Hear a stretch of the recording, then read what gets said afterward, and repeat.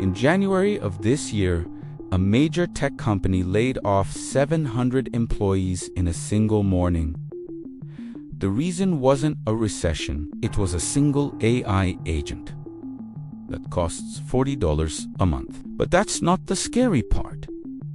The scary part is that was just a test run. Right now, a silent purge is happening inside the corporate world.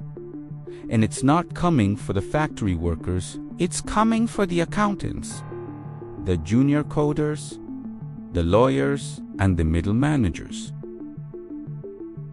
You won't see massive headlines about it. Instead, companies are just quietly replacing people who leave with software that never sleeps. By the end of this video, you'll know exactly if your career is on the secret chopping block and the one specific skill you need to survive what's coming next. For decades, we were sold a lie. We were told that robots would come for the blue-collar jobs first, the factory workers, the truck drivers, the manual laborers. We thought if we went to college, got a degree, and sat in an office, we would be safe. We believed cognitive work was untouchable, but we got it completely backwards. It turns out, building a physical robot that can fold laundry or fix a plumbing leak is incredibly expensive and complicated. But building an AI that can write a legal contract, analyze a spreadsheet, or code a website, that's just math. And math is cheap. Don't take my word for it. Look at the numbers. A massive report by Goldman Sachs revealed that generative AI could expose 300 million jobs to automation. It's not construction workers. It's office and administrative support. It's legal professionals, the jobs that define the secure middle class. Why is this happening so fast? Because most white-collar work is essentially just moving data around. You take information from an email, process it in your brain, and put it into a presentation. You are acting as a human API. CEOs are realizing they don't need to pay an $80,000 salary when software can do it for pennies without ever taking a coffee break.